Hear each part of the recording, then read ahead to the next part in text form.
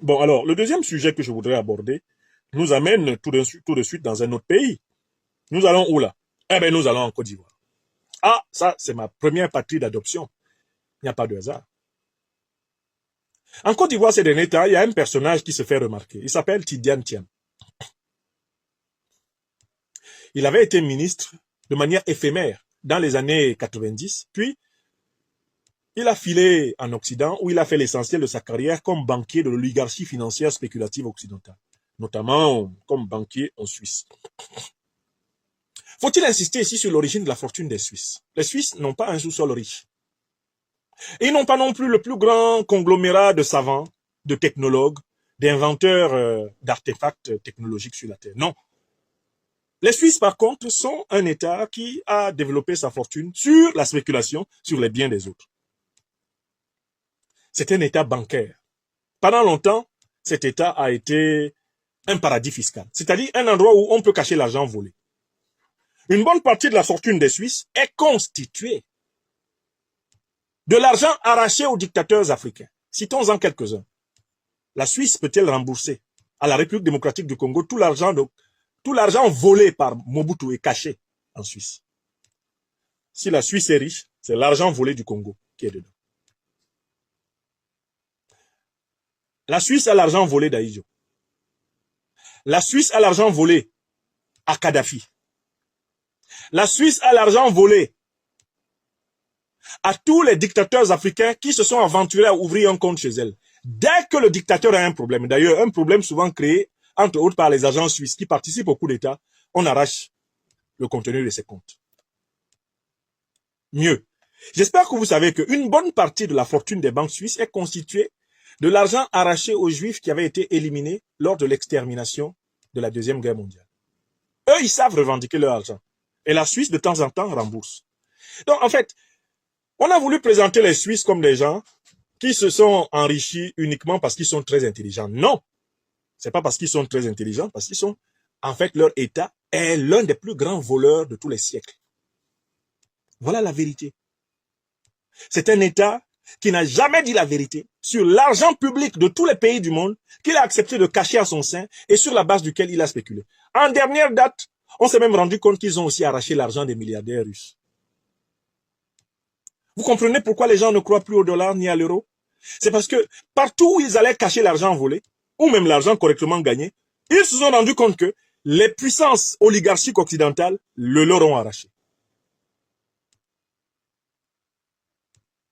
C'est dans cette Suisse-là où la spéculation financière rapporte plus que la production industrielle que Tidiane Thiam a fait sa carrière.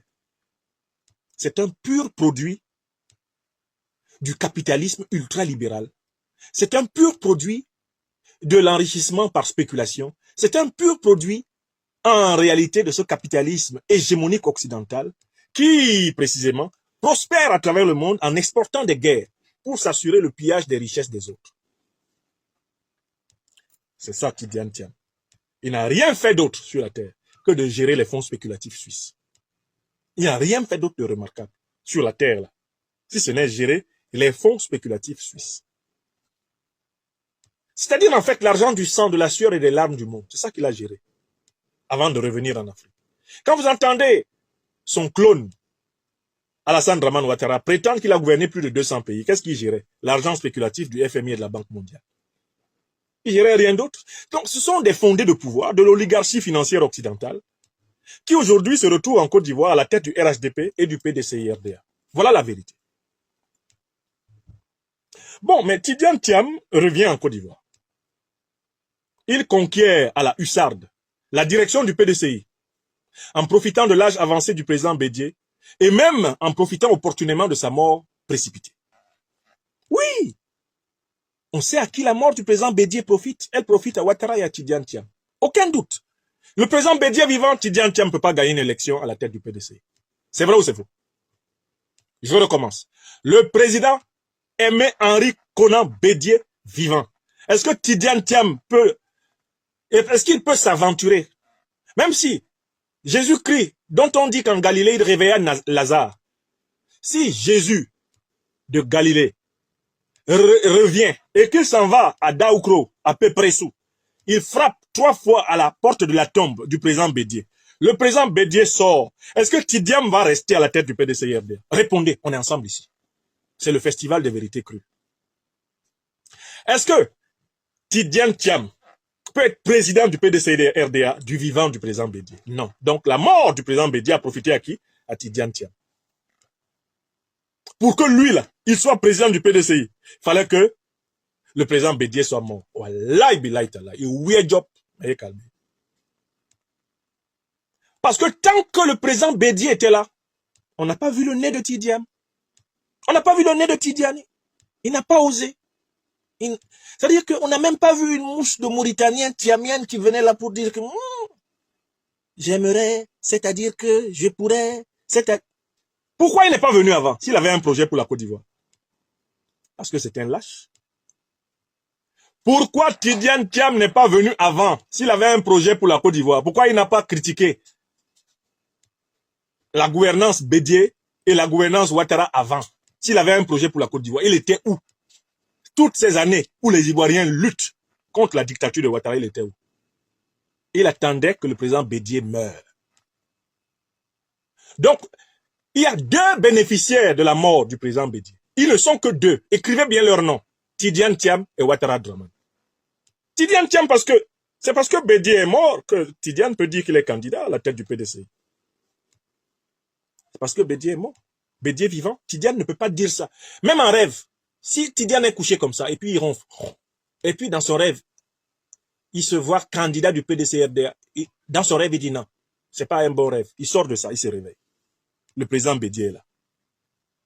Tout le temps que le président Bédié est là. Est-ce que vous avez vu quelqu'un qui pouvait se mettre devant lui et dire qu'il va gagner une élection? Le deuxième bénéficiaire, c'est Ouattara Draman.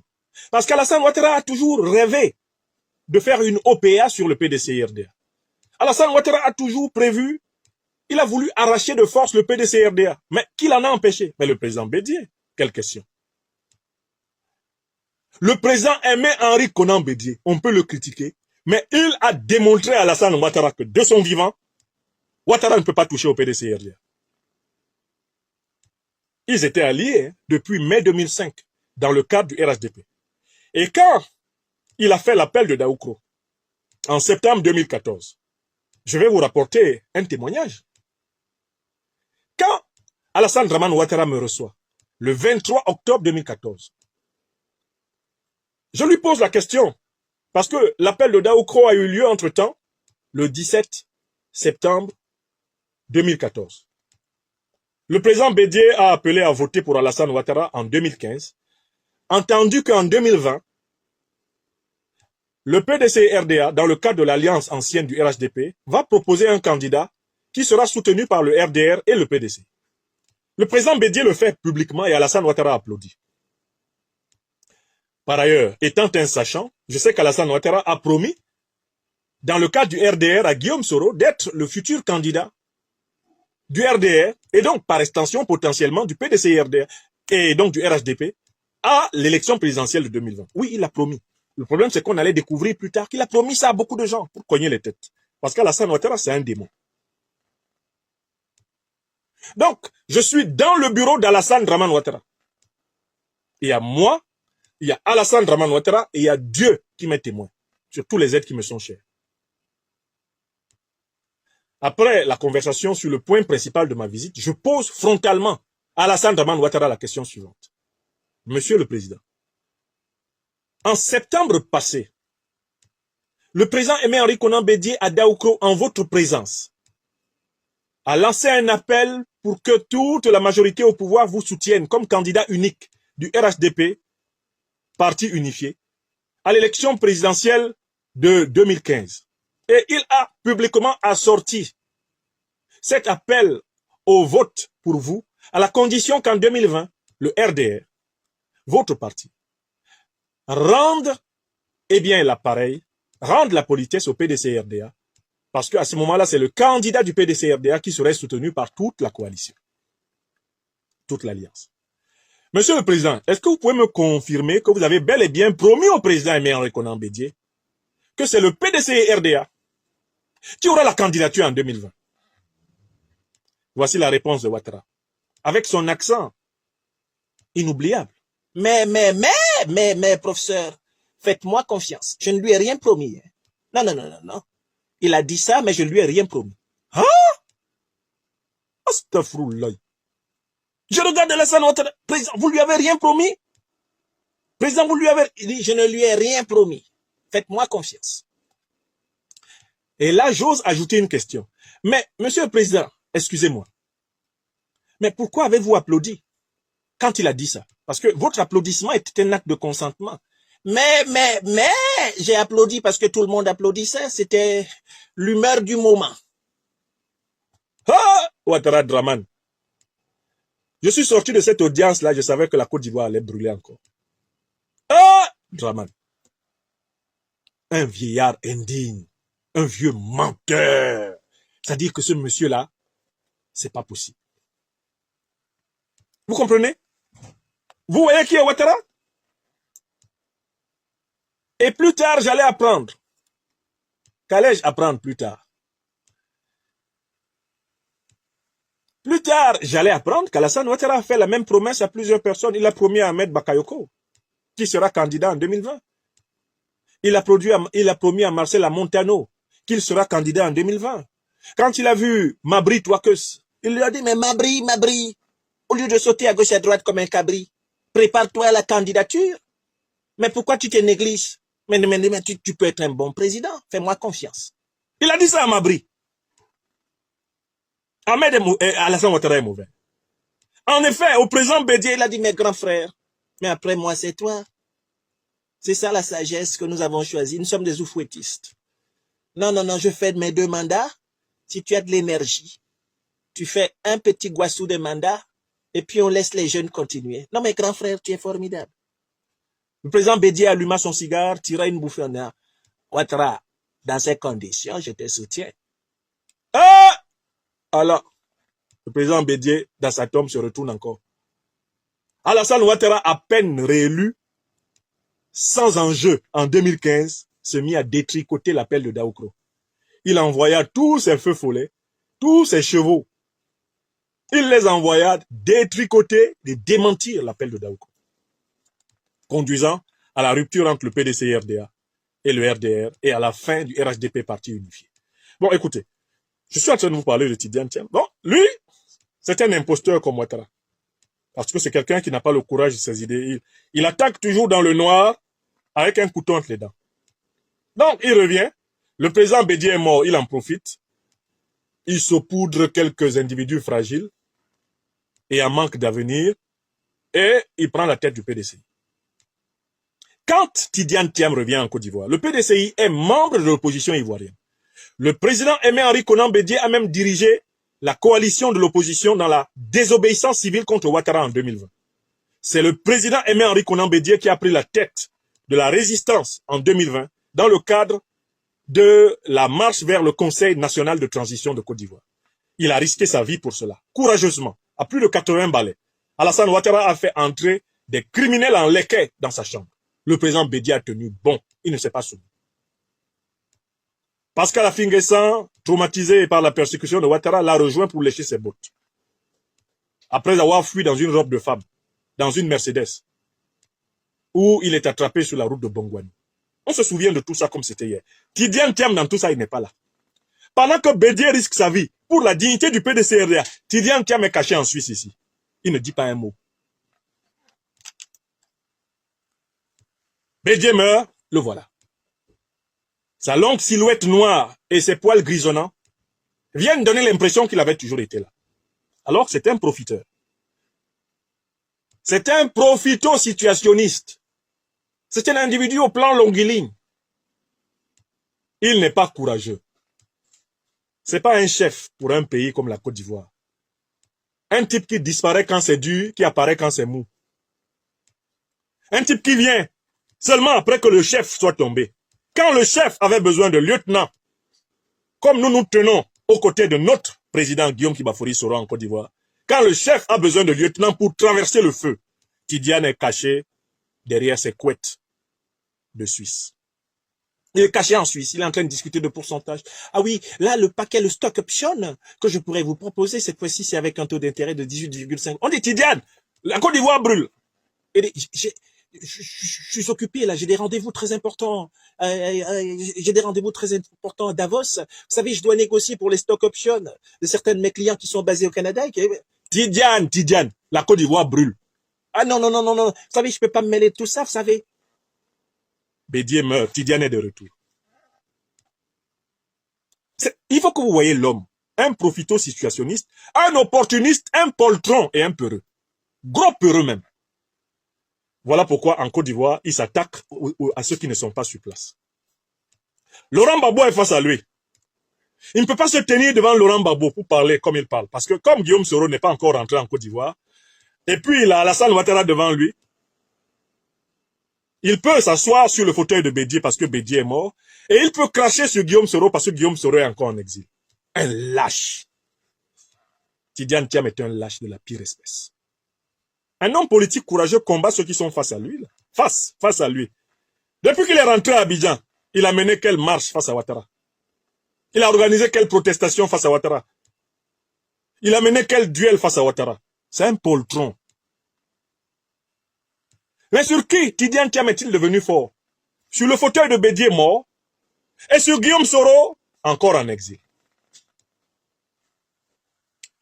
Maintenant, le fond de la question est de savoir, mais écoutez, pourquoi Tidiane Thiam se comporte-t-il comme cela? La réponse est très simple, Tidiane Thiam n'est pas opposant. Son secrétaire exécutif l'a dit très clairement, le PDCI n'est pas en opposition au RHDP de Ouattara. Le PDCI appelle Alassane Ouattara à faire alliance avec lui pour se partager le pouvoir. Pourquoi? Parce que Tidiane Thiam et Alassane Ouattara ont les mêmes patrons de la France-Afrique. Ils ont les mêmes patrons, l'oligarchie, l'ultralibéralisme, occidental, ils ont les mêmes patrons. Ils sont tous des supplétifs de l'OTAN. C'est ce qu'ils sont. Il n'y a pas à chercher la clé de la compréhension de la situation ailleurs. Tidiane Thiam comme Alassane Ouattara sont deux fers au feu de la France-Afrique. Tidiane est chargé de singer, de simuler l'opposition, mais il n'est pas opposant. D'accord? Et Alassane Dramane Ouattara est chargé de simuler une certaine opposition avec Tidiane, mais ils ne sont pas opposés. Ils sont chargés d'occuper la scène politique ivoirienne. Tidiane va faire semblant de s'opposer à Ouattara, Ouattara semblant de s'opposer à Tidiane. Ouattara va faire semblant de battre Tidiane aux élections. Et à un moment donné, les deux vont s'asseoir pour partager le pouvoir, conformément aux ordres qui leur ont été donnés par leur maître. Voilà précisément pourquoi la bête noire fondamentale de Tidiane Thiam, c'est Guillaume Soro et GPS. Parce que Guillaume Soro et GPS sont la bête noire fondamentale d'Alassane Dramane Ouattara. Alassane Ouattara a décidé de détruire Guillaume Soro pour au moins 5 raisons. Notez les raisons et vérifiez après moi. Première raison, Guillaume Soro le connaît très bien. Alassane Ouattara ne supporte pas que quelqu'un qui le connaît très bien s'oppose à lui. Ça le fait pisser dans ses fronts. L'évocation du nom Guillaume Soro lui donne des insomnies. Parce que Alassane Ouattara que vous voyez là, il venait en culotte de chambre, prendre des conseils et discuter avec Guillaume Soro dans sa chambre. Quand Guillaume Soro était le chef de la force militaire de la rébellion, Alassane Ouattara, devant lui, se comportait en subalterne. Quand Guillaume Soro était premier ministre de Côte d'Ivoire et Alassane Ouattara, chef détesté de l'opposition, Alassane Ouattara se comportait en subalterne devant Guillaume Soro.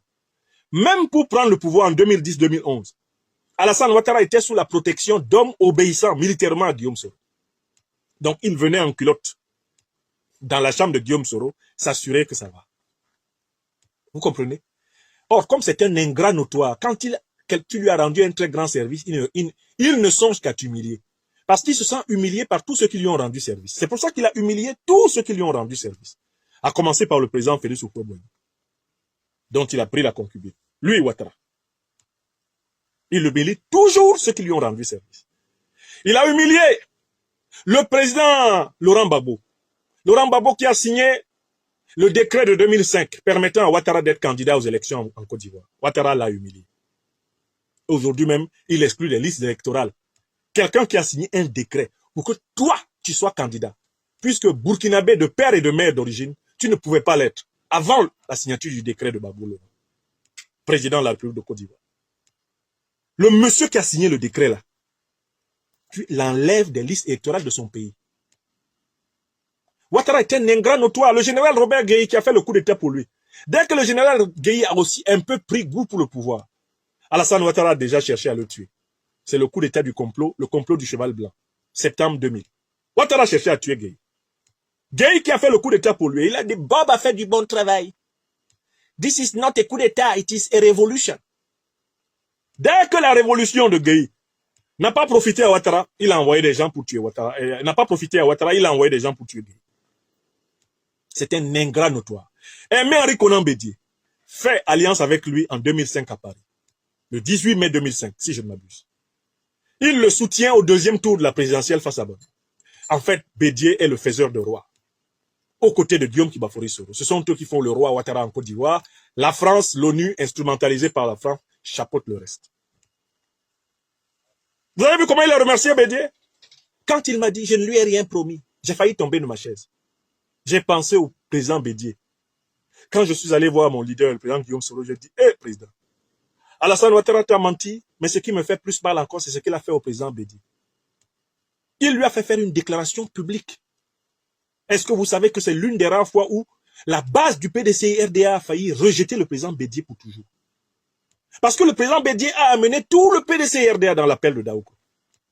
Je me souviens d'ailleurs qu'à cette époque, mon ami Tibius Kofi, qui dénonçait l'appel de Daoukro en disant que le PDCI allait regretter l'appel de Daoukro, fut contraint à l'exil. Et c'est grâce à Guillaume Soro que Tibius Kofi est rentré en Côte d'Ivoire, dans le cadre du processus de la paix et la réconciliation. Tibius a écrit un livre pour dire non à l'appel de Daoukro, parce qu'il avait déjà vu que le PDCI serait escroqué pour plusieurs générations dans cette affaire. Tibius est là. Hein.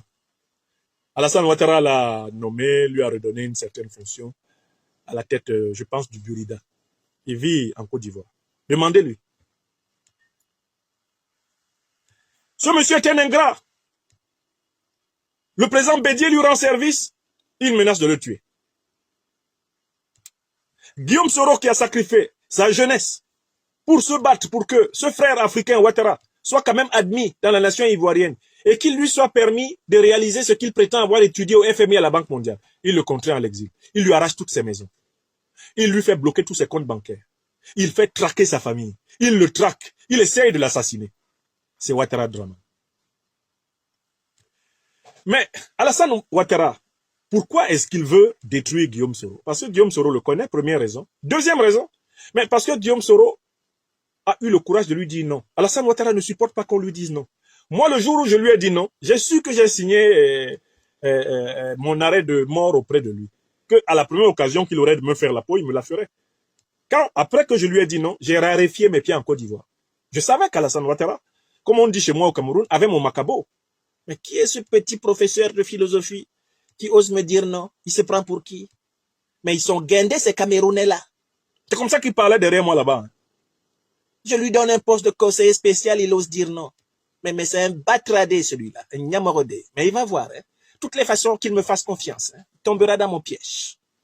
C'est comme ça que Ouattara parle de moi jusqu'aujourd'hui. Quand il se met à parler de moi, sa femme se rapproche avec les comprimés pour surveiller sa tension. Et c'est comme ça qu'il parle du président Guillaume Soro. Il ose me dire non. Je lui ai dit de rester au RHDP. Il dit non, mais il va le regretter. Il va le regretter. Ça, c'est la deuxième raison. Alassane Ouattara, comme lui, il est soumis au néocolonialisme français et l'impérialisme occidental, il pense que tout Africain qui est devant lui doit se coucher. Quoi? Tu lui dis non? Tu as signé ton arrêt. Il y a une troisième raison. Guillaume Soro est du Nord. Alassane Ouattara est arrivé en Côte d'Ivoire en essayant de se faire prendre pour un fils du Nord. Alors qu'on ne le connaît pas dans le Nord. Il n'a pas grandi au Nord. Il a grandi au Burkina. C'est un voltaïque de naissance. Ses camarades d'école sont là-bas. Il ne les invite jamais au palais présidentiel manger.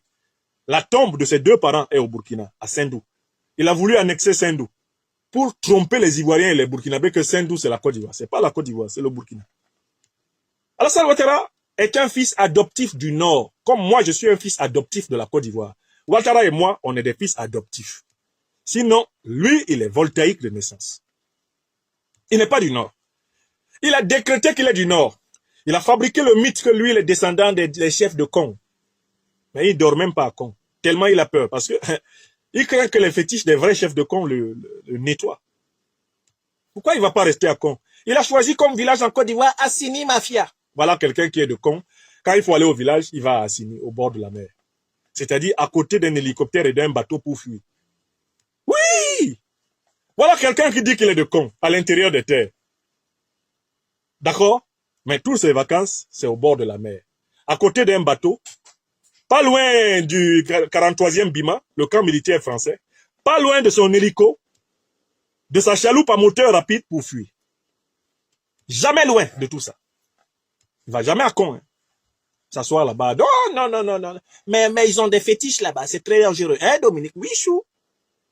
Mais s'il va pas à con, c'est parce qu'il n'est pas de con. Donc, Guillaume Soro est du Nord. Et Guillaume Soro est le seul des grands-fils du Nord qui soit vivant, après avoir exercé les plus hautes fonctions de l'État. Et il n'y a que la fonction de président de la République qui n'a pas encore exercé. Alassane Ouattara, ayant inventé le mythe que c'est lui, le grand-fils du Nord, ne veut pas supporter l'idée qu'il y a un autre grand-fils du Nord. Et Guillaume Soro est incontestablement, en Côte d'Ivoire aujourd'hui, le fils du Nord le plus capé politiquement. Donc, par conséquent, Alassane Ouattara, estimant qu'il n'y a pas deux capitaines dans le bateau du Nord de la Côte d'Ivoire, il faut que Guillaume Soro disparaisse. C'est la raison.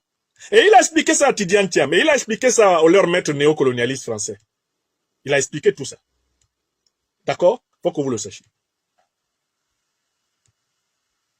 Mais je passe à la troisième raison pour laquelle Alassane Draman Ouattara et Tidiane Thiam sont d'accord pour combattre Guillaume Soro. C'est que Guillaume Soro a rompu. Il a rompu avec le néocolonialisme français. Dans les années 90, notamment 2000, il a pu croire qu'une négociation, une discussion, une entente, un consensus avec la France était possible pour diriger la Côte d'Ivoire. L'expérience a montré à Guillaume Soro que les néocolonialistes français n'acceptent que les vassaux complets. Or, Guillaume Soro, par son éducation, par sa mentalité et par son caractère, ne peut pas être un vassal. C'est trop compliqué pour lui. Voilà pourquoi un certain ambassadeur de France qui lui avait manqué de respect fut corrigé physiquement et directement à Bouaké. Je vous donne les éléments pour que vous sachiez qui est Guillaume Soro. L'ambassadeur a écrit un livre, il s'appelle Gildas le Lidec. Il était ambassadeur de la République française. Guillaume Soro était chef de la rébellion. Comme cette rébellion était proche de la France, puisqu'elle servait les intérêts de Ouattara, le cheval de Troie de la France, l'ambassadeur de France crut qu'il pouvait parler à Guillaume Soro comme à un valet. Mal lui en prit. Il a écrit ça dans son propre livre. Allez demander à Gildas le Lidec ce qu'il lui en a coûté de manquer de respect à Guillaume Soro. Il a manqué de respect à un garçon, le garçon l'a corrigé sur place. Oui. Il a pris 2 bonnes gifles, une balayette, et s'il n'y avait pas, il allait prendre plus. Oui. Il était l'ambassadeur de France. Il rencontre le chef de la rébellion ivoirienne. Il lui tient des propos méprisants. Et il est immédiatement méprisé. Il fut corrigé séance tenante par Guillaume Soro. Guillaume Soro n'a pas cherché midi à 14h. Il l'a corrigé. Ce n'est pas possible chez un Africain qui n'est pas libre dans sa tête. Ce sont les faits. Hein? Et je vous demande d'aller voir Gildas le Lidec. Bon, le Lidec exagère. Il dit que Guillaume Soro l'a attrapé à son cou. Il a failli qu'il lui respirait plus. Attendez, Guillaume Soro, à cette époque-là, était jeune et fort. Hein? Si tu avais vraiment serré le cou, tu n'allais vraiment pas respirer. Si tu avais fait ça à la George Floyd, là, comme le criminel flic américain, en fait, il ne serait plus là, le Lidec. Et le Lidec, en plus, c'était quelqu'un qui était connu pour avoir une fréquentation assez régulière de la bouteille. Alors, lui, il confond ses suffocations éthyliques avec... mais Guillaume l'a juste corrigé. C'est parce qu'il avait fait une atteinte à l'honneur de Guillaume. Guillaume l'a rectifié comme ça, c'est tout. Parce que c'est des gens, je sais pas, ils ont grandi en pensant qu'ils peuvent mépriser les Africains en Afrique. Mais Guillaume Soro, c'est les derniers Africains que vous pouvez mépriser en Afrique. Notre génération, là, vous ne pouvez pas nous mépriser. En Afrique, vous ne pouvez pas nous mépriser. Nous, on a 52 ans cette année, on est de 72. Je suis du 31 mars, Guillaume est du 8 mai. Il n'y a pas un être humain qui peut se mettre devant nous, ici sur cette terre, et nous dire, je suis supérieur à toi en tant qu'être humain. On va jamais accepter. Même mort, on ne va pas accepter. Même dans l'au-delà. Tu me fais passer dans l'au-delà, je visite l'enfer, le purgatoire, ou même le paradis, il y a quelqu'un qui me traite là-bas de sous-homme. Je lui dis non. C'est ça Guillaume Soro, c'est la mentalité. Et ça, c'est une molécule psychique importante pour être un leader et mieux pour être un véritable citoyen africain. Il ne faut pas mépriser les êtres humains, mais il faut accepter le mépris de personne. Je dis bien le mépris de personne. Donc, voilà la quatrième raison pour laquelle ils ont juré. Ils ont écrit ça dans leur livre là-bas, au Quai d'Orsay. Ils ont écrit ça à l'Élysée, que Guillaume ne doit jamais être président de la Côte d'Ivoire. Pourquoi? Parce que Guillaume Soro n'est pas soumis, c'est pas un valet. Oui, et ils savent ça depuis longtemps. C'était écrit depuis. Il a pu penser à un moment donné de sa carrière que tout ça, bon, ça pouvait s'arranger, on pouvait trouver un point de dialogue, de consensus et avancer. Ils lui ont montré qu'ils sont rancuniers. Les néocolonialistes français sont rancuniers. Et c'est une erreur pour qui que ce soit de l'oublier. Or, ils ont donc donné des consignes fermes à Ouattara Draman. Et ces consignes ont été répétées à Tidiane Thiam. Ne laissez pas passer Guillaume Soro. Parce que le jour où Guillaume Soro est président de la Côte d'Ivoire, nous avons perdu la Côte d'Ivoire. Vous avez compris? Je casse les papos aujourd'hui pour que vous compreniez. L'establishment de la France-Afrique ne veut pas de Guillaume Soro à la tête de la Côte d'Ivoire parce que Guillaume Soro, président de la Côte d'Ivoire est souveraine. La preuve de tous les opposants ivoiriens. Quel est le premier à avoir pris fait et cause pour la révolution de l'Alliance des États du Sahel? Quel est le premier opposant ivoirien, toute catégorie confondue, à s'être levé pour soutenir ouvertement Assimi Goïta, soutenu ouvertement Ibrahim Traoré et Tiani. C'est Guillaume Soro, hein. Je dis bien tous les autres, même le président Babo qui est un panafricaniste, c'est incontestable. Il est venu après Guillaume Soro dans l'affichage de son soutien à l'AES. Donc, nous, on sait pourquoi Tidiane est contre nous. Parce que nous sommes des souverainistes, nous sommes des panafricanistes révolutionnaires. Donc, nous ne sommes pas étonnés de son coup de poignard dans le dos au moment où Alassane Ouattara s'empare de nos camarades innocents pour les jeter en prison. Nous ne sommes pas étonnés que Tidiane soit le premier à s'en réjouir et à dire c'est bien fait pour eux. C'est pas étonnant parce que Tidiane et Ouattara ont les ordres. Leurs ordres viennent du néocolonialisme français, de l'impérialisme occidental, avec lesquels notre leader a coupé Ignan. Pour toujours. C'est-à-dire que Guillaume Soro, dont je suis l'ami, le frère, le conseiller spécial, je vais vous dire une chose. Guillaume Soro préfère ne jamais être président de la Côte d'Ivoire. Si c'est pour être président de la Côte d'Ivoire pour le compte d'un pays étranger, écrivez ça. Guillaume qui est là, il préfère consacrer le restant de ses jours à se cultiver, à élever ses enfants, si Dieu lui donne des petits-enfants, peut-être à s'occuper de ses terres agricoles que ses parents lui ont laissées à Ferké, à la Fopokaha, si Dieu lui permet cela. Guillaume préfère ça que d'être président de la Côte d'Ivoire pour quelqu'un d'autre que le peuple ivoirien. Écrivez ça. Et c'est pour ça qu'on a dit à Ouattara et à Tidiane d'être méchants envers lui. Parce qu'il a coupé toutes les amarres avec la France-Afrique.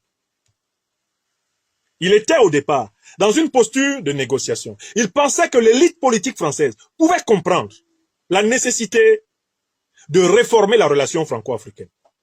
L'élite politique française lui a craché au visage. Et lui a craché dans la main.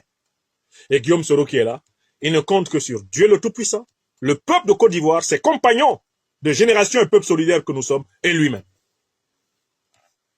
Vous avez compris? Donc, c'est quelqu'un qui ne veut pas être président à tout prix. Si c'est pour être président et être le valet de la France, Guillaume ne veut pas être président. Gardez ça pour vous. Nous, on ne veut pas être à la tête d'un pays africain pour le compte d'une puissance étrangère à l'Afrique. Nous voulons servir le peuple africain. Quand les journalistes de France 24 sont venus ici à la maison, RFI, pour me demander si j'aimerais que la France m'aide avec un opposant à prendre le pouvoir en Afrique, j'ai dit non. Gardez votre soutien.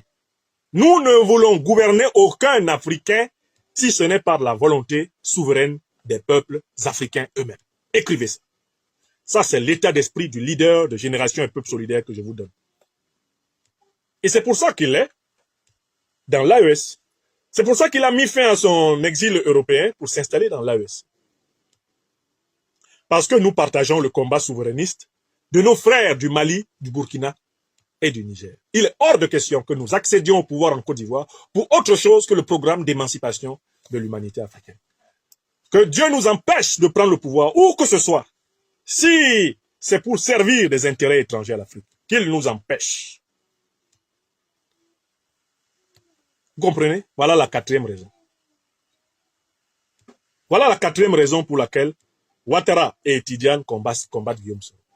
Bon, enfin, j'évoquerai une cinquième et dernière raison qui explique l'attitude de Tidiane Thiam. Alors, Tidiane Thiam, il veut jouer à un jeu à somme nulle. Il veut tromper tout le monde. Il veut tromper l'électorat patriotique du PDCI. Parce que le président Bédié a rehaussé l'esprit patriotique, l'esprit républicain ivoirien dans le PDCI. Tidiane veut tromper cela en leur donnant l'impression qu'il représente leur fierté. C'est pour ça qu'il a tendance à trop surenchérir sur ses racines maternelles du côté des Baoulés. Ah, je suis un Baoulé, c'est un petit peu... On n'a rien à faire de ça.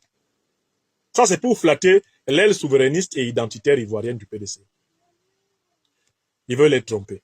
Il a aussi promis à l'élite bourgeoise du PDCI, ceux qui sont habitués à manger. Vous savez, dans le PDC-RDA, il y a aussi une bonne part de la bourgeoisie comprador ivoirienne qui ils sont habitués à être nommés sur des postes avec des budgets pour manger.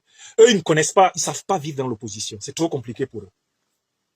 C'est ceux qui ont la mentalité d'Adjoumani, là. Vous voyez Adjoumani, Patrick Hachi. Des gens qui ne peuvent pas durer dans l'opposition.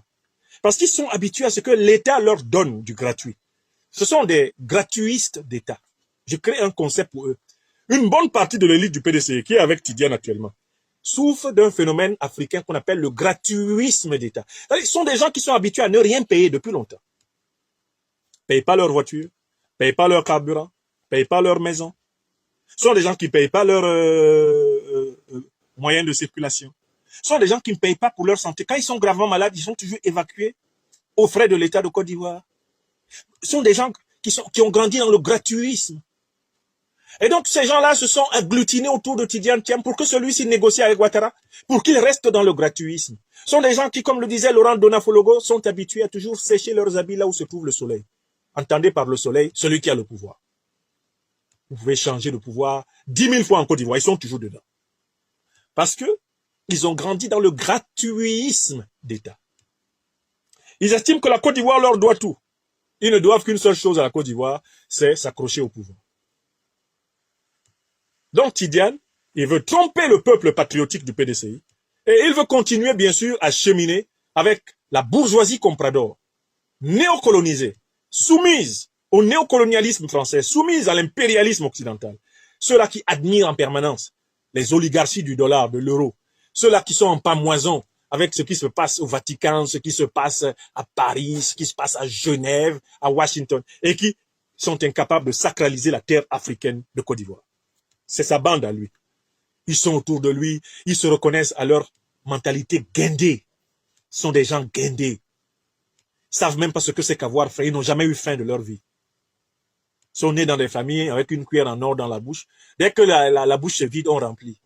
Ce sont des individus constamment ajustés, des estomacs sans fond. Ils mangent tout le temps. Ils sont avec le Tidiane. Et la bourgeoisie comprador ivoirienne déteste Génération et Peuple Solidaire. Parce que Génération et Peuple Solidaire est porteur d'un projet de société qui pose comme principe la redistribution équitable des richesses de la Côte d'Ivoire. Ce sont ces gens-là qui ont mis la main sur le foncier ivoirien avec Ouattara. Ce sont ces gens-là qui contrôlent les régies d'assurance, les régies bancaires, les régies portuaires, les régies pétrolières, les régies gazières, les régies cacaoyères et caféières de la Côte d'Ivoire, et qui s'y servent largement à travers des entreprises en sous-traitance, à travers des rétrocommissions. Tout ce beau monde-là a tellement pris l'habitude de manger que l'avènement d'un Guillaume Kibafori Soro à la tête de l'État de Côte d'Ivoire signifie la fin des carottes pour eux. Ils nous détestent à raison, parce que si GPS est au pouvoir, ils vont apprendre à vivre uniquement de leurs avoirs. C'est la peur de la révolution qui s'exprime à travers Tidiane Thiam. L'ultra-capitaliste Tidiane Thiam, comme Alassane Dramane Ouattara, ne veulent pas d'une Côte d'Ivoire où il y aura une transparence. Une transparence sur la gestion des biens publics. Ils sont habitués à l'opacité, puisque les banques qui les ont formés sont les spécialistes de l'opacité, de l'entourloupe, du jeu de passe-passe, avec l'argent public et l'argent particulier. Et ils appellent ça les montages financiers. Ils appellent ça la spéculation financière. Et c'est ce que Tidiane Thiam appelle l'intelligence. Il faut investir dans l'intelligence. L'intelligence, c'est quoi? Pour les Suisses, c'est la tromperie, avec laquelle ils ont pompé l'argent du monde entier. La confusion entre l'intelligence et la ruse. Et la promotion d'une version immorale de l'intelligence. Et c'est le propre de Tidiane Thiam et Ouattara. L'intelligence est nécessaire, mais elle doit être morale. Pour que le monde soit juste. Pour que le monde vive en vérité et en paix. Il faut que l'intelligence soit au service de valeurs nobles. Et non pas de valeurs perverses. Alors, je conclus sur Tidiane Thiam. Monsieur, ces derniers temps, est à la recherche d'une vie communicationnelle parce que c'est un individu terne. Il est dépourvu d'art oratoire. Il est comme Ouattara, il est habitué à la logique des comptoirs. Quand Tidiane Thiam prend la parole en Côte d'Ivoire, j'entends ronfler les militants du PDC-RDA. Car en fait, il ne sait pas parler, sans doute parce qu'il n'a pas beaucoup pensé. Il sait compter, il sait calculer les taux d'intérêt, il sait monter des dossiers financiers, mais monsieur ne sait pas parler. Alors, avec ses conseillers, ils ont décidé d'investir un certain nombre de thèmes. Premier thème, se moquer de Guillaume Kibafori Soro des GPS en disant qu'ils ont creusé le trou dans lequel ils sont eux-mêmes aujourd'hui. La métaphore du trou a été élaborée par Tidiane Thiam pour parler de Guillaume Soro. Le trou, c'est quoi? C'est l'exil. Le trou, c'est quoi? C'est l'exclusion du jeu politique, des listes électorales, l'exclusion de l'élection présidentielle 2025. C'est ça le trou. Donc Tidiane, lui, pense qu'il est hors du trou. Il pense qu'il est hors du trou. Pourtant, il revient d'exil. Il était absent de Côte d'Ivoire depuis plus de 20 ans. Premier point. Deuxième point, il n'est pas sûr d'être candidat. Alassane Dramane Ouattara peut toujours l'exclure, selon la même logique qu'il a exclu les autres. Alassane Ouattara, par exemple, peut utiliser une clause très simple. Faire modifier la loi en disant que celui qui n'a pas vécu de manière continue ces 10 dernières années en Côte d'Ivoire ne peut pas être candidat à la présidence de la République. On dégage Tidiane. Oui ou non? Il croit qu'il n'est pas dans le trou. Il croit qu'il n'est pas dans le trou. Troisième élément. Il croit qu'Alassane Dramane Ouattara acceptera de partager le pouvoir avec lui. Ce qu'il ne sait pas, c'est qu'Alassane Ouattara a horreur de gens qui disent partout qu'ils sont intelligents et qui se rapprochent de lui pour partager le pouvoir. Et que le trou, c'est quoi? C'est qu'Alassane Ouattara est le plus grand enterreur de fils de la Côte d'Ivoire.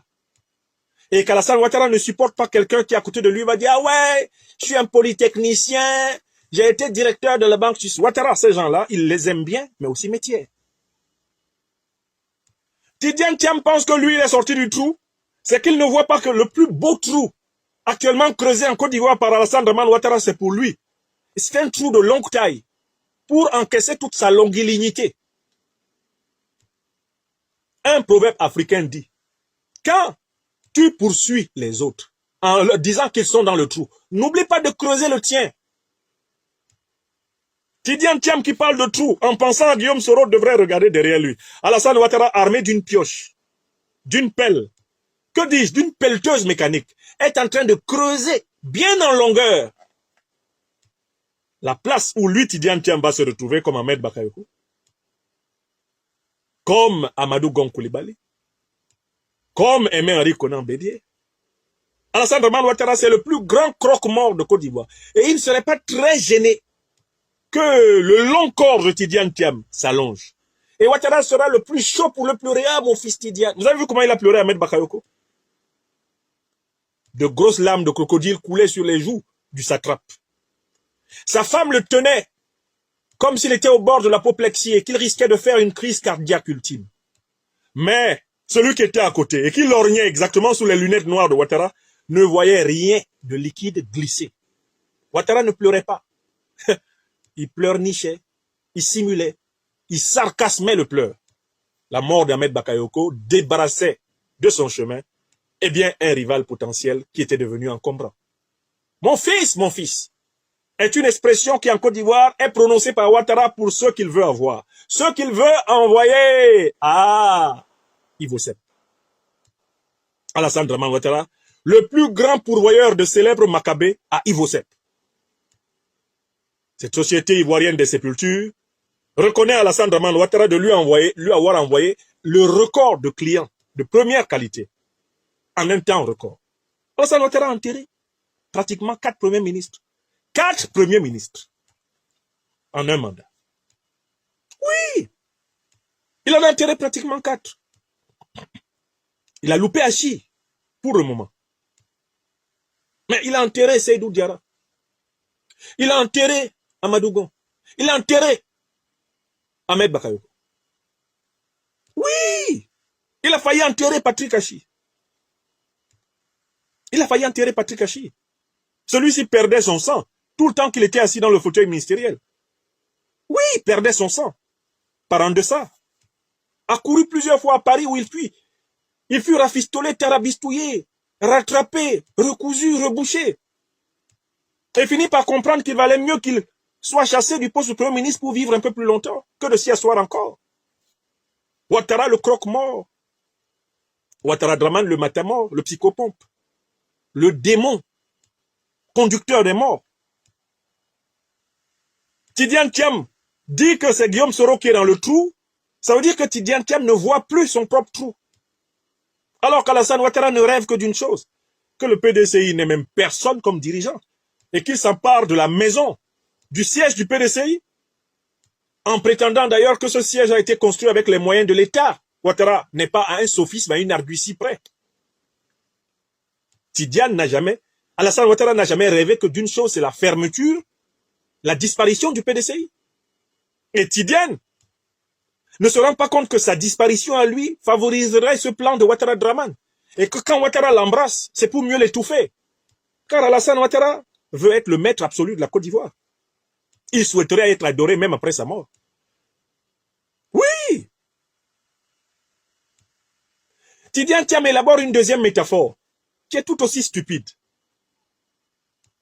C'est la métaphore de... Qu'est-ce qu'il a utilisé comme métaphore là encore? La dernière métaphore qu'il a utilisée, le serpent dans le pantalon. Il dit que lui, il ne veut pas avoir un serpent dans son pantalon. D'abord, les gens qui utilisent des métaphores de serpent dans le pantalon sont des gens qui ont un problème, sans doute, avec la question de la virilité. Qu'est-ce que nous, les hommes, nous avons dans le pantalon? Nous avons un pénis et des testicules. Mais si Tidiane craint d'avoir un serpent dans le pantalon, c'est qu'il a un problème d'émasculation symbolique. Parce qu'un homme qui a ce qu'il faut dans le pantalon ne peut pas craindre qu'il y ait autre chose. Le Centrafrique vient d'être traversé par une terrible psychose de la disparition du pénis et des testicules, qui n'est rien d'autre en réalité que l'indice psychologique du cafouillage politique qui est mené à son sommet par le président Touadéra, dont la politique panafricaniste devient illisible, puisqu'il s'accommode encore du néocolonialisme et de l'impérialisme. Il est inévitable qu'un pays dans lequel les dirigeants ne sont pas au clair avec le processus d'émancipation connaissent des névroses populaires et que les hommes se mettent à craindre la disparition de leur arbre et de leurs deux noix, de leurs attributs souverains de masculinité. La crise de la masculinité en Afrique est souvent en rapport avec la violence, la tromperie, l'illisibilité du pouvoir. Quand le pouvoir est flou, mais les hommes ne savent plus ce qu'ils ont entre les jambes. Les hommes ne se sentent plus hommes. Et la Côte d'Ivoire souffre en particulier de cette indifférenciation de l'identité sexuelle en raison de la dévirilisation, de l'émasculation de masse imposée au peuple ivoirien par Ouattara Draman. Le woubisme en Côte d'Ivoire, c'est-à-dire cette propension que de nombreux garçons ont à se prendre pour des filles en Côte d'Ivoire, est un syndrome politique de l'émasculation de la société ivoirienne par la Ouattari. Écoutez-moi bien, je vous donne les clés de compréhension de la déflagration sexuelle qui s'abat sur la Côte d'Ivoire. Un pays dans lequel maintenant un doute est jeté sur la différence entre l'homme et la femme. Ce doute est jeté parce que Ouattara a volé aux hommes, à travers sa politique criminelle, leur virilité. Il a volé aux hommes les attributs du courage, les attributs de leur identité. Par conséquent, les hommes doutent d'eux-mêmes. Oui, dans un pays où le président déloge des villages entiers sans qu'il y ait une révolte suffisante pour le déloger lui. Il vole tous les terres des Achans sans que les Achans, comme un seul peuple, rassemblés avec tout le peuple ivoirien, ne délogent Ouattara. Il a fait tellement de choses Et le peuple ivoirien a tellement subi que les hommes de Côte d'Ivoire se sont mis à douter du fait qu'ils soient des hommes. Et voilà ce qui se traduit par le woubisme. Le woubisme. Mais c'est précisément, justement, cette faiblesse des hommes qui se traduit par leur malléabilité et par leur passivité face à d'autres hommes. Ne pouvant pas s'assumer comme hommes, certains, eh bien, se tournent et se soumettent à d'autres hommes. La jeunesse grandit dans ce doute. Suis-je un garçon, suis-je une fille? En Ouattari, c'est flou. Puisqu'Alassane Dramane Ouattara entretient la confusion, promotionne la confusion. Alassane Dramane Ouattara ne respecte pas les traditions du pays. Il ne respecte pas les coutumes, il arrache les terres des gens. Il traite des papas comme s'ils étaient ses épouses à lui. Alassane Dramane Ouattara se comporte comme si le peuple de Côte d'Ivoire est une immense épouse achetée, même pas épousée, mais achetée, et qui fait ses quatre volontés. Dans le cadre d'une relation féodale. Comment voulez-vous qu'un peuple féodalisé ait encore des hommes virils? Comment voulez-vous? Oui, le woubisme est en réalité une névrose et une psychose d'origine politique. C'est la conséquence de l'émasculation massive du peuple ivoirien. C'est cela la réalité. Il faut que je vous la dise aujourd'hui. Et Alassane Dramane Ouattara et Tidiane Thiam sont les patrons de cette émasculation de la nation ivoirienne, par la domination du capital, par la domination du néocolonialisme français, par la domination de l'impérialisme occidental, l'occupation militaire et la réoccupation militaire renforcée de la Côte d'Ivoire, où désormais, au siège de l'état-major de l'armée, eh bien, des officiers américains opèrent. La Côte d'Ivoire est couchée, la Côte d'Ivoire est nue, la Côte d'Ivoire est violée.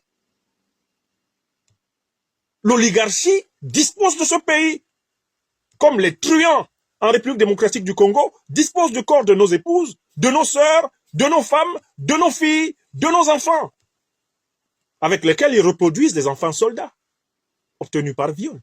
La Côte d'Ivoire est couchée. Elle subit Ouattara Dramane. Il monte et descend sur le corps de la Côte d'Ivoire. C'est de cela qu'il s'agit. Voilà, c'est ça le phénomène. Je vois des gens qui se promènent sur les réseaux sociaux, ils n'ont toujours pas compris qu'il y a un rapport entre cette crise de l'identité sexuelle et la crise, précisément, de la dignité personnelle. À partir du moment où les gens ne savent plus quels sont leurs droits dans un pays, où le chef de l'État peut détricoter les décisions de justice. 20 ans, il donne. La vie continue. Quelqu'un écrit un tweet, on le jette en prison. Dès qu'il sort de prison, il devient pro-Ouattara. C'est le cas du Stockholmar Alain Michel Lobogny. Il écrit un tweet, on le met en prison. Il sort de prison, il applaudit celui qui l'a mis en prison pour un tweet. Astaghfirullah. On l'a retourné. C'est-à-dire dévirilisé, émasculé. Il est sorti de là, il ne sait plus qui il est. Il avance, il n'y a plus que sa tête de pioche comme représentant de son être dans le siècle. Oui! La lobotomisation d'Alain Michel Lobogny, par exemple, est un exemple typique de la lobotomisation de l'Ivoirien. Regardez un individu comme Adjoumani. Qu'est-ce qu'il peut dire de bon? Il est vide. Il parle en vain. Personne ne le croit. Bon, on lui prend quelques billets de 10 000, 5 000, 2 000 quand il en a, et on attend qu'il tombe. Les mêmes qui l'applaudissent à Bondoukou. Oh, le lion du Zanzan, le lion du Zanzan. Ce sont eux qui vont le gifler dès qu'ils sauront que Ouattara n'est plus là. Ils vont le gifler bien. C'est fini, Ouattara n'est plus là. Il faut quitter ici. Adjoumani dit, mais c'est moi votre tonton. C'est moi qui vous... On dit, dégage la Marie-Claire. Marie-Claire. C'est le nom qu'on lui donne, Marie-Claire. Vous n'avez pas remarqué que les personnages politiques sont progressivement efféminés par le discours collectif? Adjoumani, on l'appelle Marie-Claire. Parce qu'il ne respecte pas sa couleur naturelle. Lui, garçon. Comment on appelle Adama Bictogo? Par quelle partie d'Adama Bictogo est-ce qu'il est appelé en Côte d'Ivoire? Donnez-moi la partie du corps d'Adama Bictogo qui l'identifie. Pour un homme, est-ce que c'est normal? Est-ce que dans un pays normal, on identifie un homme par cette partie du corps? On l'identifie par cette partie du corps? Quelle est la partie du corps par laquelle on identifie Adama Bictogo, l'actuel soi-disant président de l'Assemblée nationale de Côte d'Ivoire?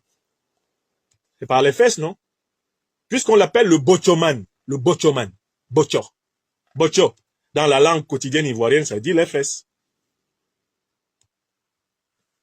Et puis pendant qu'on y est, Quel est l'hymne musical que les Ivoiriens ont choisi pour célébrer leur victoire en Coupe d'Afrique des Nations? Mais parlons-en. Je suis là pour parler les vérités crues, pour délivrer ma terre bien-aimée. Moi, je n'ai jamais chanté ça. Hein. Moi, je ne danse pas cette chanson-là. Parce que c'est la chanson des Woubi. Ils ont fermé leur cul on va faire comment? Ils ont fermé quoi? La chanson dit quoi? Vous savez pas ce que dit la chanson? Ils ont fermé, mais on va ouvrir. Mais on va ouvrir quoi? La chanson parle de la partie anale. La chanson parle de la partie anale. Oui ou non? Alors, par millions, ils sortent, ils chantent ça. Après, ils se plaignent. Oh, il y a trop de Woubi. Mais vous avez chanté quoi? Vous avez dansé quoi? Quand vous gagnez un match, vous célébriez quoi? L'émasculation masculine. Après, vous vous plaignez. Alors que vous participez à ce culte. À ce culte pervers. Qui vous détruit. On va desserrer. Vous allez desserrer quoi? Je m'adresse là, mes frères et sœurs, les Ivoiriens. Vous avez chanté quoi? Que vous allez desserrer quoi? Maintenant, on vous dit de desserrer. Vieux de 80 ans, enfant de 3 ans, desserrer. Puisque c'est ce que vous avez chanté. On vous fait chanter des bêtises, vous répétez. Et après, vous vous plaignez quand vos bêtises sont pratiquées. Quand vos bêtises sont pratiquées. C'est quoi cette chanson? Est-ce que c'est une chanson digne d'un peuple qui éduque correctement ses enfants et qui leur apprend à devenir des hommes et des femmes qui se respectent? Ça, c'est une chanson, ça. Ils ont serré leur cul, on va desserrer. Vous êtes là pour desserrer le cul des gens? C'est là-bas que l'intelligence ivoirienne se trouve maintenant. Dans l'orifice anal. Voilà. Et voilà dans quoi Alassane Ouattara dansait, son gouvernement dansait, sa ministre dansait, et la foule dansait. Donc, il peut faire toutes ces métaphores. Alors, il nous dit que il ne doit pas avoir un serpent dans le pantalon. Tidiane Thiam nous dit qu'il ne doit pas avoir un serpent dans le pantalon. Mais Alassane Ouattara a fait 12 coups d'État. Il a fait un coup d'État en 92, coup d'État en 93.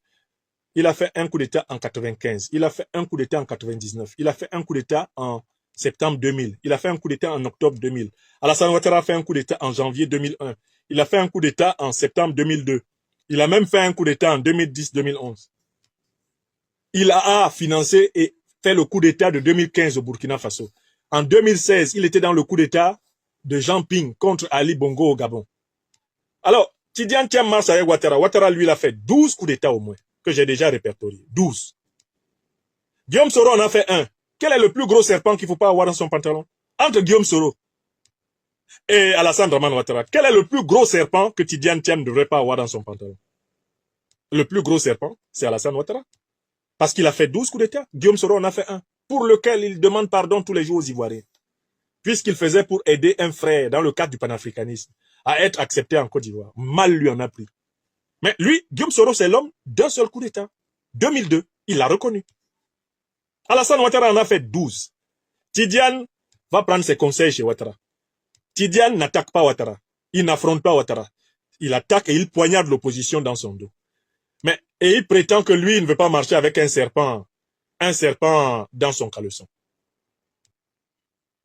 Ça veut dire qu'il y a vraiment beaucoup de place dans son caleçon pour des serpents. Parce que normalement, un homme a autre chose dans son caleçon. Il y a largement de quoi occuper un caleçon pour un homme normal. Qu'est-ce qu'il veut nous dire par là? Il a peur d'avoir un serpent dans son caleçon. Il n'y a pas assez d'occupation dans son caleçon. C'est quoi ces métaphores à la con? Alassane Ouattara est le plus grand putschiste de Côte d'Ivoire. Tidiane Thiam marche avec Alassane Ouattara. Y a-t-il pire serpent que Ouattara pour être dans le caleçon de quelqu'un en Côte d'Ivoire? Non. Donc la métaphore de Tidiane Thiam se retourne contre lui. Et à peine il a dit ça, on le retrouve avec, comment il s'appelle? On le retrouve avec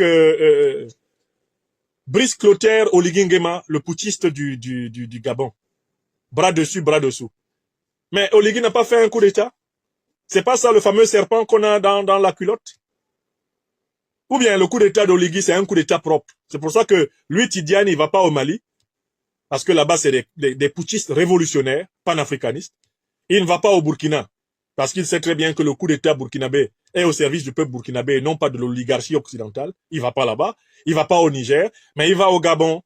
Parce que le coup d'État gabonais est conforme aux volontés de l'Élysée. C'est un bon coup d'État, n'est-ce pas? Quelle honte! Quelle misère! Monsieur qui prétend qu'il ne doit pas marcher avec GPS en Côte d'Ivoire parce que GPS est un serpent qu'il ne doit pas mettre dans son caleçon, va au Gabon marcher avec Oligui Nguema. Que vaut Oligui Nguema à l'échelle de l'histoire gabonaise?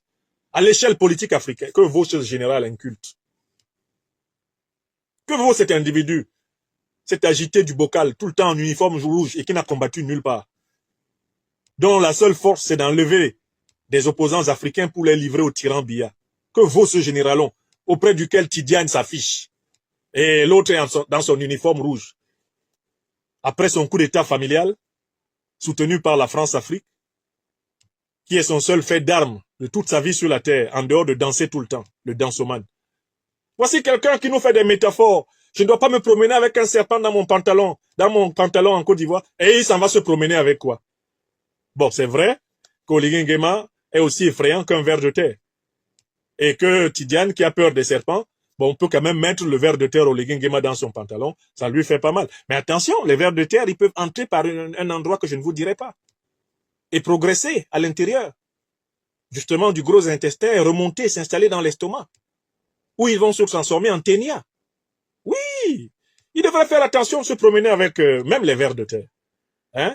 Lui, le saint homme Tidiane, qui n'a jamais rien fait, et qui ne connaît même pas l'histoire du PDCI. Parce que quand en 2010, février, le PDCI signait une déclaration dans le cadre du RHDP pour demander aux forces nouvelles de renverser Laurent Gbagbo, lui, Tidiane, il n'a pas lu ça. Il n'est même pas au courant qu'un jour, le PDCI a demandé qu'un coup d'État soit fait. Le PDCI RDA, son secrétaire général était alors le professeur Alphonse Djedje Madi. Il a signé en février 2010, après la double dissolution, quand Mambé Begré avait truqué les listes électorales et que Gbagbo s'était énervé comme ça, avait chassé Mambé Begré et dissous le gouvernement ivoirien, le PDCI RDA, dans le cadre de l'alliance du RHDP, parti unifié, avait signé une déclaration demandant aux forces nouvelles de renverser Laurent Gbagbo. Oui, le PDCI a déjà signé une déclaration demandant de renverser un président. Le RDR a signé, le Ouattara Draman. Tous les partis de l'ancien RHDP, coalition de Alliance de 2005, ont signé la déclaration. Tidiane dit qu'il est le président d'un parti, il ne connaît même pas l'histoire de son parti. Il faudrait que je le fasse asseoir pour lui enseigner l'histoire du PDCI-RDA. Car je l'ai étudié scientifiquement. Il faudrait que Tidiane Thiam demande au professeur Jean-Noël Loukou de le faire asseoir et de lui enseigner parce qu'il ne connaît pas l'histoire. Oh non, le PDCI est un parti de paix qui a réprimé la rébellion du Guébié dans le sang. C'est GPS.